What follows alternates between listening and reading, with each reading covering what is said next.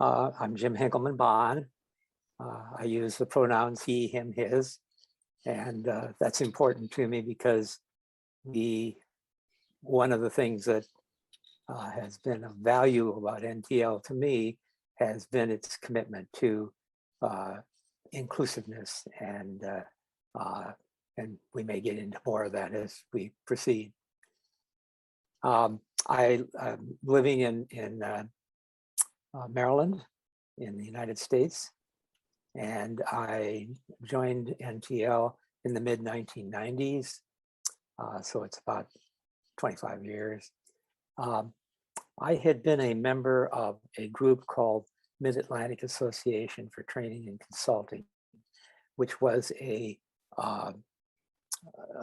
consultant network which grew out of the work of NTL. And then it went out of business in the mid-90s. And so I sought out NTL in order to continue the kind of work that I'd been doing in that network. I suspect that it's useful for me to say that I've gone through a long period of development and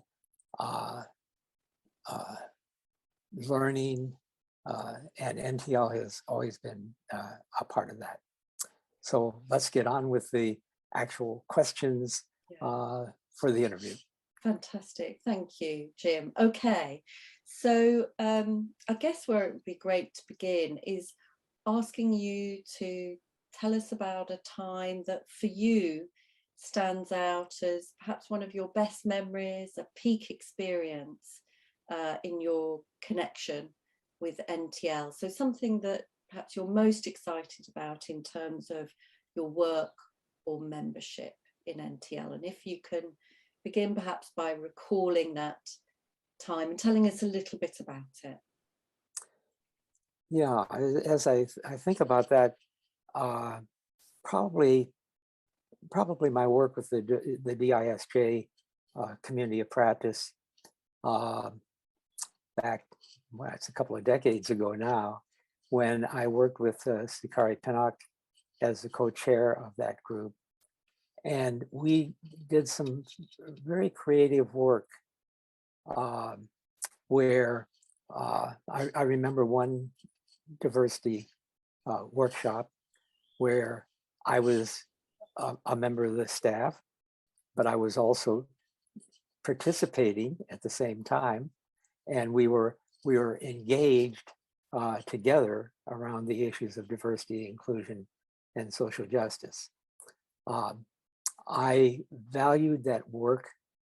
I had always been involved in inclusion and social justice and diversity, and it gave me a chance to express that in a full way and to drive it to a deeper level. And I found out how I guess the best way to say it is how I was embedded so deeply in the white privilege and male dominance. I still have trouble saying that. And NTL gave me an opportunity to work that through and take it to another level, so that I didn't, so that I was able to use my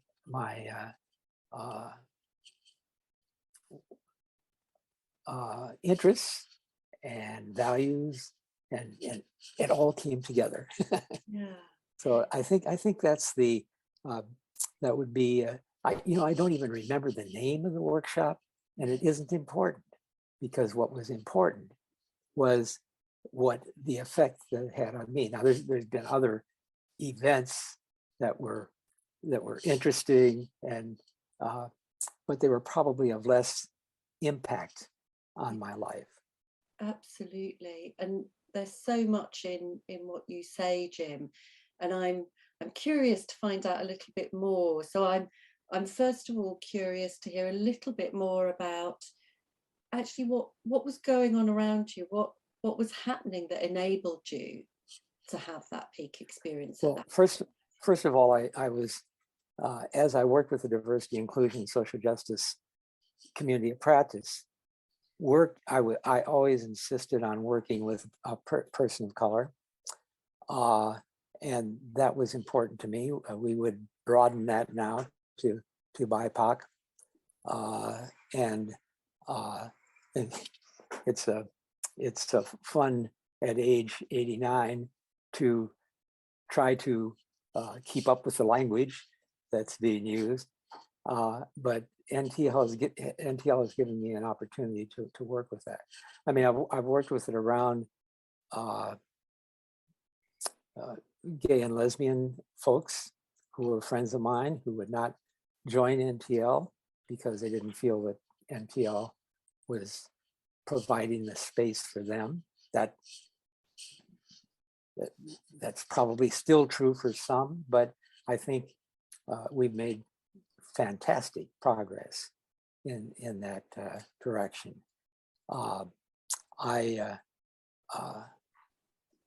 And what was going on with me? Well, I made a commitment in the early 1970s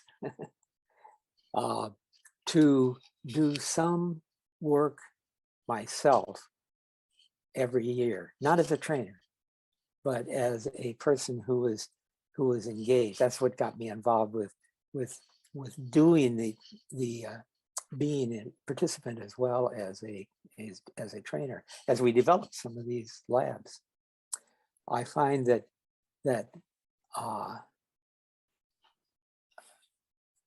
without going into the whole story, I am a white male who has been embedded in that milieu, and I have a lot to learn. Yeah. And NTL has been a key element in that. Yeah. Now And I'm just wondering, sorry to interrupt Jim, I'm just wondering what it was in that workshop or in that environment that enabled you to make that significant step. What was it that was going on? Well, first of all, the DISJ was a relatively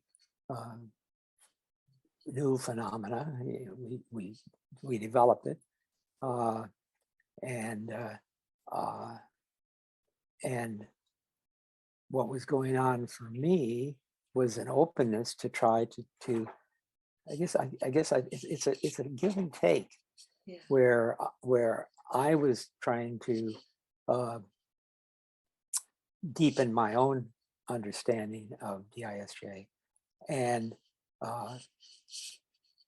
NTL was trying to do the same thing, so that by working together in that, we were it really had big impact. Now before that, and I want to make sure I get this in there, because the reason that I joined NTL was because I see NTL as the carrier of the technology of the T group and the HI lab and the experiential learning, and that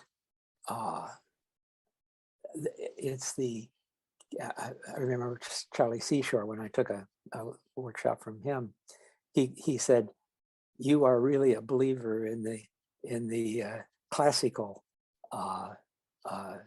experiential learning."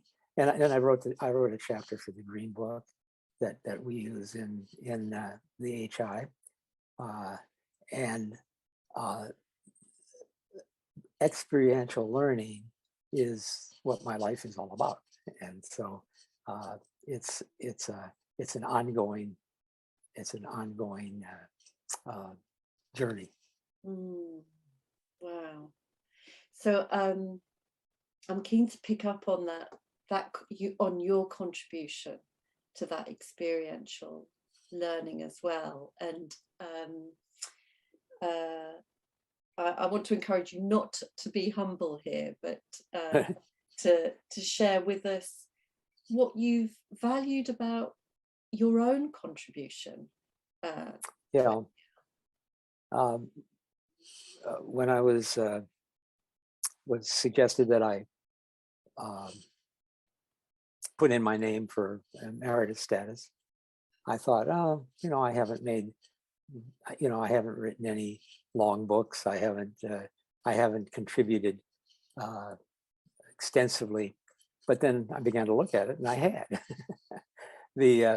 I was able to take what I was learning in NTL and apply it both in my consulting, in my teaching. I started a doctoral program that deeply incorporated what we're talking about. And in the National Council of Teachers of Mathematics, I worked with them. That my field was mathematics education originally. And I worked with them to get their heads around OD and and wrote a column for their newsletter every month to bring them into what OD was, because they were all focused on the individual and not the institution, not the systemic part. So one of the things that NTL has provided is a place to really, take what we were learning and to a deeper level, and to a systemic level, and not just an individual level. Yeah.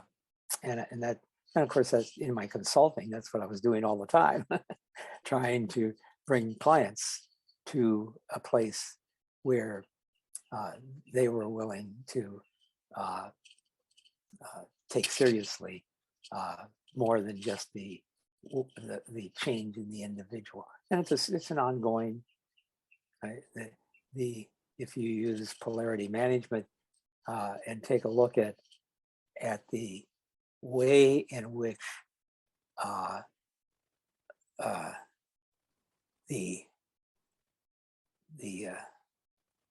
the work that is the individual and the group, and you look at that polarity, I mean, we're stuck. We're really dealing with that as a society here in the United States now, with the effort to try to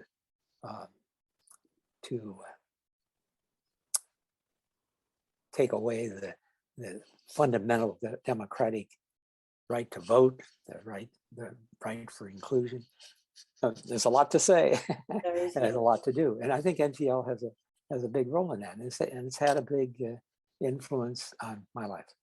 Yeah, and I can really feel that in all that you're saying, and I'm wondering what you feel it is about NTL and about its values and about its approach that it's really lived over the last 75 years that have enabled it to make this difference. Yeah, we've really struggled with that, and I've always been on the side of trying to drag us into the social justice side of it, with still staying with what our core work is. The people who have been a part of NTL have had this such a strong. Well, I've always pushed, if you like. I've always advocated for us to work in a way in which we are presenting ourselves as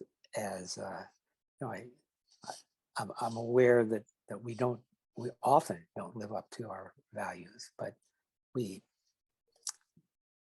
keep trying, and we keep working. Yeah.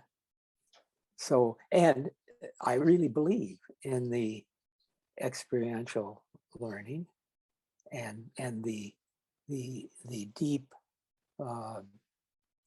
commitment to social justice. NTL hasn't been involved in this, but next Saturday is going to be the Poor People's Campaign in the United States, and it's going to be a large rally. And I've been involved in getting the people in my church involved in that rally. So it's always been NTL is a place where I've explored and sharpened my skills, and then become committed to using those experiential learning skills in a way which is, I think, makes at least a contribution in the. Absolutely. I don't know if you know much about the Poor People's Campaign here or not. Jim, I don't know. Do you want to say a little bit more about it? Well, it has nothing specifically to do with NTL, but it does indicate where my values are at this particular point. A Reverend Barber in this country from North Carolina and Liz Theo Harris have picked up the mantle of Martin Luther King Jr. And in 1968, there was a Poor People's Campaign sponsored by Martin Luther King, who was killed that year before he fulfilled that. But he pulled together, and the reason I mention this is because it expresses the kinds of values which NTL has emphasized. They were able to look at the intersectionality of poverty and systemic racism and the war economy, and then they've added now the devastation of the ecology, in our society, and they are, and they're committed to a total nonviolent approach in the spirit of Gandhi and the spirit of King, and NTL is a place where I've developed skills to be able to contribute in that area. Absolutely. So I'm hearing that wonderful link between the values of NTL and the experiences within NTL and taking them into other communities and other places. Right. Yeah, that really reflect well. I really hear that. And I'm just, when we're thinking about the your best work, I heard you talk about at the beginning of our conversation about your experience in NTL, but I'm also wondering, actually it strikes me that you have been quite humble up to this point, but I'm also curious to hear about work that you've done either with or within NTL that for you stands out perhaps as one of your proudest moments in your career. Well, I think that we have a local learning group in the Washington area. For a number of years, we met, and we're going through a kind of a transition. COVID has just created all kinds of problems for us, yeah. But we're going through a time when we're in a transition there. And for a number of years, I helped to keep that group moving, because I think it's important to connect the people within. I mean, people join NTL for lots of different reasons. I joined because NTL was the carrier of the experiential learning model, and the whole experience, identify, analyze, generalize, that whole IAing process. And so I want to, and I'm not actively involved at this point because I'm 89 years old. It's time to pull out. And I decided about 5 years ago to not do training anymore because I'm not tracking as well, and I'm not and there's lots of other people that want to do the work anyway, so let them do it. And I'm glad to see that happen. Fantastic. So the action learning, excuse me, is one Yeah. of the things that stands out for you. Yeah. And Right. I'm wondering why it stands out for you, what it has raised for you or contributed, do you think? You're really pushing me here to I am a little bit. Let's try it. see if I can articulate that well.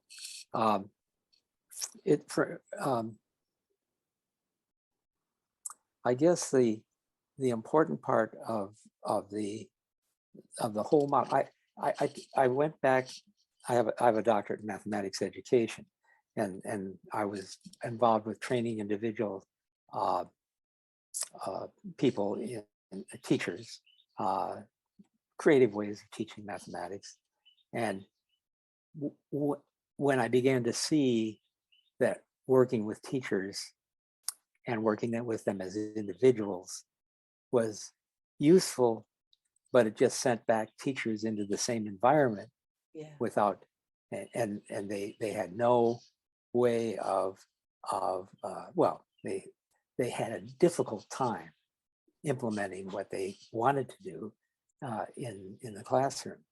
So that's when I became interested in the organization and staff, and instead of just staff development as individual development, I became interested in the OD applied to schools.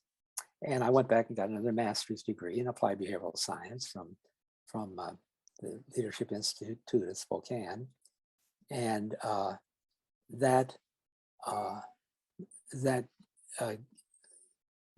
moved toward my developing the doctoral program at the University of Maryland in organization development, so that not only for teachers but for other consultants that either took labs over the years or were a part of consulting. It's always hard to separate out what NTL's role was and the rest of my life, because it was very, very much integrated. Yeah, I hear that. Yeah, and there must be real value to that actually as well. That integration. Yeah, I did when I did my master's degree, and I did my can't remember what they called it, but it was like it would be like the exam, that you would take, and what was key for me in getting the master's degree and starting the doctoral program was being able to live out those values in a very in a way which broke down a lot of the silos in the university, where and which also exist in most organizations, including NTL, and being able to do that in a way which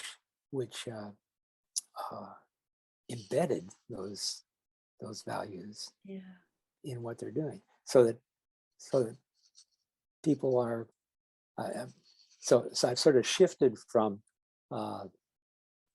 training people to working with organizations, to seeing that that's all done within a social justice framework, and to at this point, I'm mostly involved with advocacy, state legislature, local police work. I mean, we've got so many problems to work with, so just picking a few that fit. So that's a lovely tracing of the line of where you've carried out your work. I'd also love to ask you, so I'm I'm sort of basking in your presence, and I'm picking up more and more about your presence as you speak. And I'm really asking you not to be humble at this point, but it strikes me that so much of what you've done is of course linked to your presence.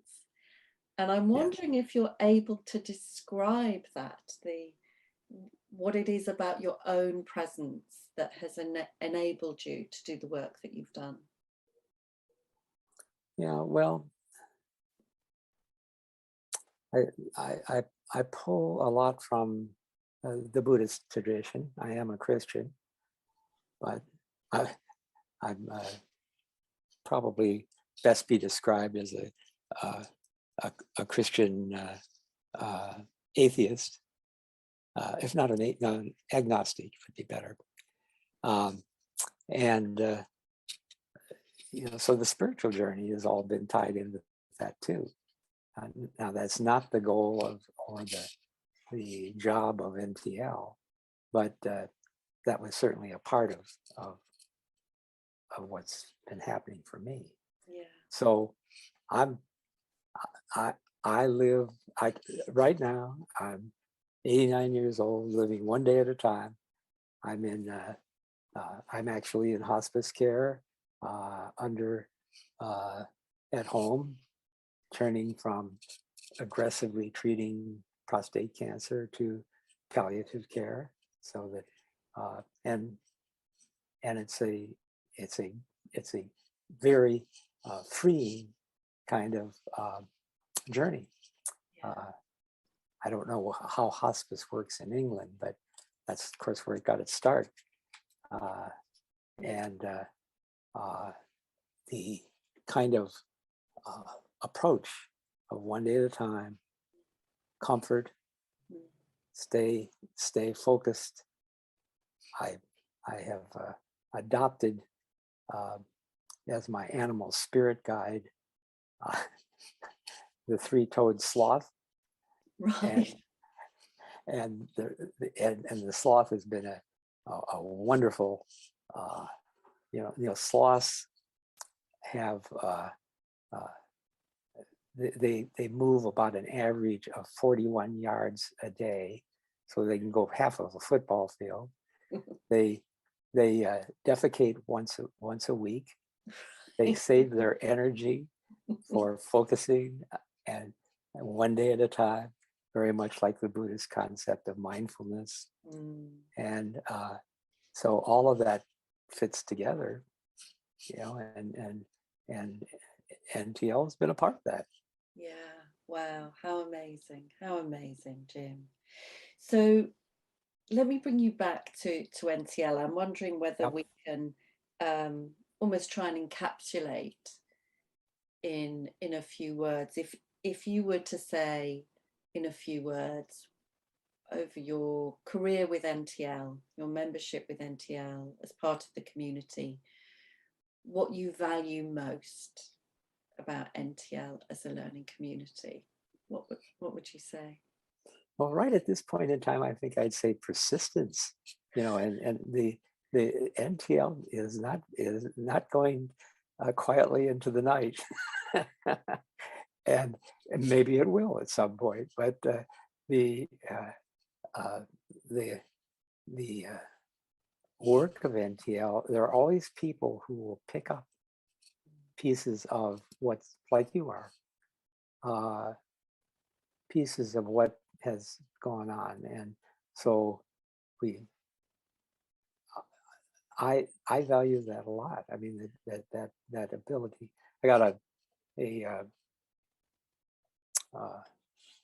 the Alan Klein and Pat Minahan are pulling together the white males, and again, and we're I've been a part of that group some, and again, you know, taking a look at the way in which we are doing ourselves, uh, and integrating that into our focused life that Yeah. my sloth will remind me of every morning. Wonderful. So I'm really picking up that image of passing the baton, the Yes. the Yes, ability yes. of NCL to continually pass the Yeah, baton. and I don't need to be actively involved at this point. Uh, I, I, there are other people who can do the work and want to do the work, Mm, and I'm glad to have them doing the work. mm. So if you think into the future for Yep. NCL, um, thinking about maybe one or two wishes that you have for us all, what would that be? Well, the whole idea of experiential learning, and uh, I hope that NTL is able to uh, value that enough to uh, to have it as a central theme, a carrier, if you like, of that technology. Uh, it's easy to slip into uh, I was going to say cookie cutter. It's easy to slip into a particular way of doing something, which is valuable. I mean, those are all what people's contributions. They got to put their own name on it, and put it out there. If people have to make money, uh, and but if we take all that and put it in the larger context of the values, uh, those experiential learning uh, values are incredibly important. Uh, and I wouldn't want it. I would not want us to lose that and become uh, just a consulting firm, for instance.